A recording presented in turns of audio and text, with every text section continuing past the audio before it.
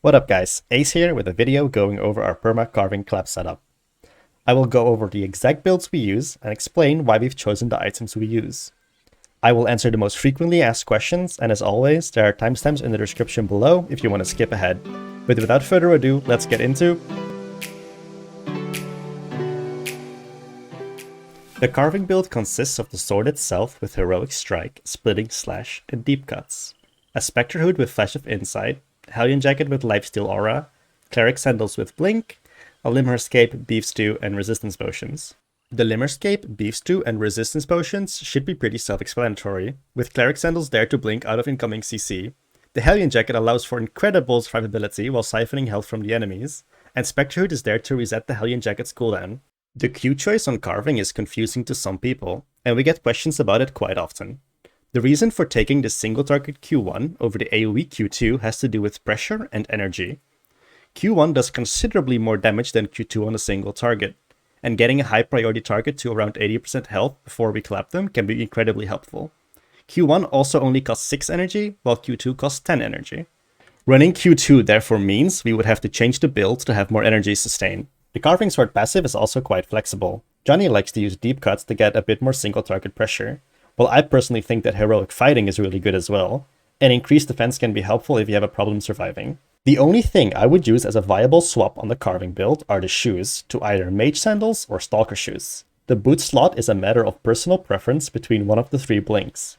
The carving's job is to get 3 stacks to make Fearless Strike give the maximum amount of resistance reduction it can give. The Pierce is used to make the Permafrost E do a lot more damage. Speaking of which, let's move on to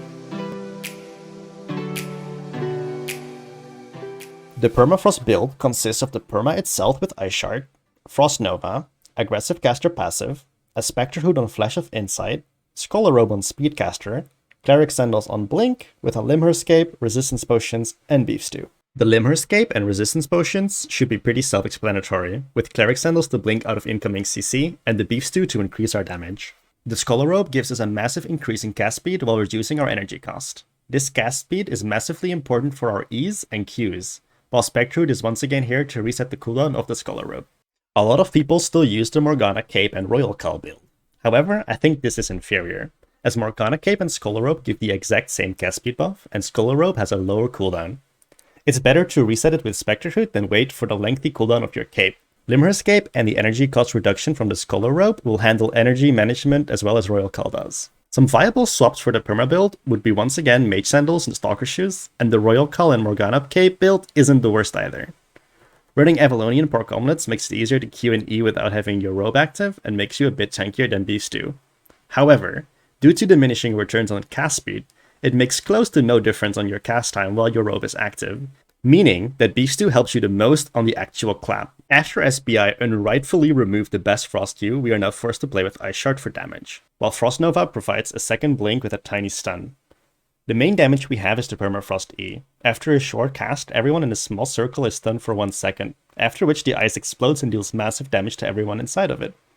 During this 1 second stun, the Carving Sword player hits their E to lower the enemy's resistances. Of course, we can only clap when we're alive, which brings us to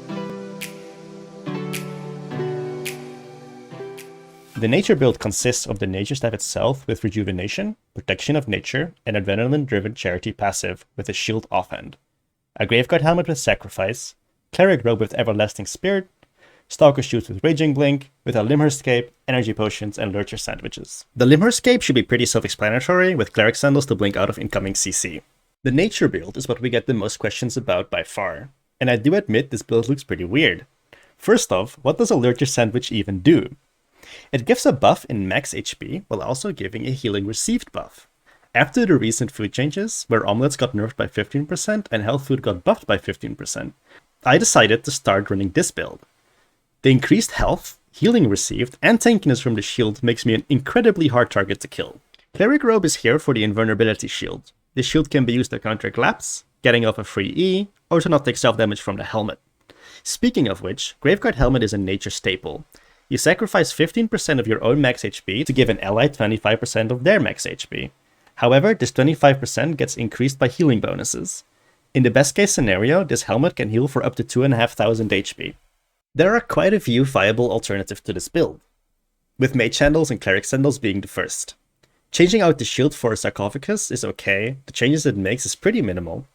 If you prefer to have resistance potions, you can always run my old build and switch to Eye of Secrets, resistance potions, and Avalonian Pork Omelet. I won't go into detail why we use the Q, W, and passive we use, as I already made a video about this in the past. I go into way more depth about nature healing in that video, link will be in the description. Last but not least, it's time for the Bloodletter build consists of the Bloodletter itself with Deadly Swipes, Throwing Blades, and Deep Cuts passive, and the shield offhand, with a Spectre Fruit with Flash of Insight, Hellion Jacket with Lifesteal Aura, Cleric Sandals with Blink, a Limhurst Cape, Lurcher Sandwiches, and Resistance Potions. The Limhurst Cape and Resistance Potions should be pretty self-explanatory, with Cleric Sandals to blink out of incoming CC. The Hellion Jacket allows for incredible survivability while siphoning health from the enemies, and the Spectre is there to reset the Hellion Jacket's cooldown. The Bloodletter's role is to finish off the people with low HP who live the clap, while being as tanky and annoying as possible. We found that Bloodletter builds with Beef Stew, Moisex, or other damaging abilities are kinda pointless in this comp, as we only need the Execute. And Bloodletter has a lot of percentage damage increase in its kits from Deadly Swipe and Throwing Blade. Speaking of, this is a very versatile ability. Throw it into a clap for a bit of damage and a stronger Execute, go deep into the enemy team and zoom back to your healer with the movement speed, and it's also an amazing tool while chasing down the enemy. For alternatives, you can obviously use Mage Handles and Stalker Shoes. Changing out the shield to a Sarcophagus is once again a small change that is pretty okay. The food is also switchable depending on what you feel you need. If you want lower cooldowns, use Avalonian Pork Omelets. If you want more damage, the options of Beef Stew and Deadwater Eel Stew are always open. With the builds out of the way, I will now attempt to answer some of the most frequently asked questions in Question 1. Why not use Gigpot so you'll be immune to forced movement effects such as Air Compressor and Hand of Justice E? The reason for this actually has to do with healing. The transformation gives a bonus of around 100% HP. Using some easy to understand numbers, it's fairly easy to see why. Let's say I have 1000 max health, and I'm currently at 500 health. If I now use Gig Potions, my total health will go up to 2000, however my current HP will go up to 1000, keeping me at 50%. If the Nature Healer now uses his E to heal me for 500 HP, I will go to 1500 health out of 2000 health. But now when I transform back, I will return to 750 out of 1000 health, making the effective healing I gained only 250. Gig Potions effectively reduce healing received while under its effect, and while in a 20-man party over Zerg, this isn't really a problem because you have 4 healers, but when you only have 1 healer, this can be incredibly difficult to play around. Question 2.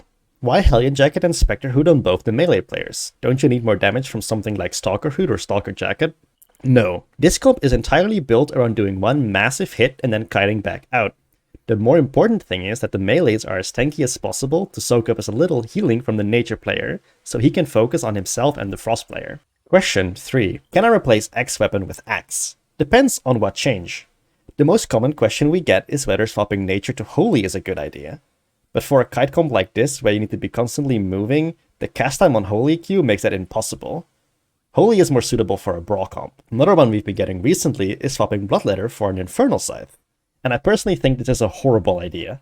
Less mobility and the execute is not instant. The 2 reasons why we even have a Bloodletter in the first place. There are a bunch more questions like this we get, however the best way to answer them is to try them out for yourselves. For example, we started the Joe comp with Heron Spear and Cloth Bear. Turns out, it's pretty amazing.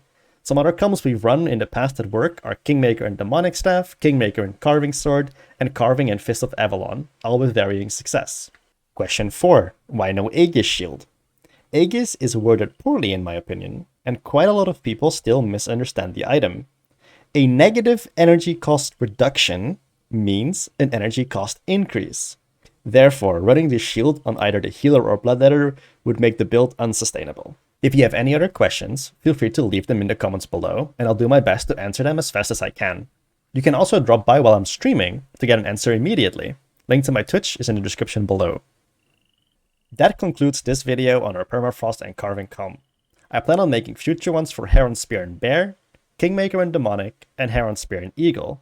If you'd like to see those, make sure to leave a like and subscribe so you don't miss it. Thanks for watching.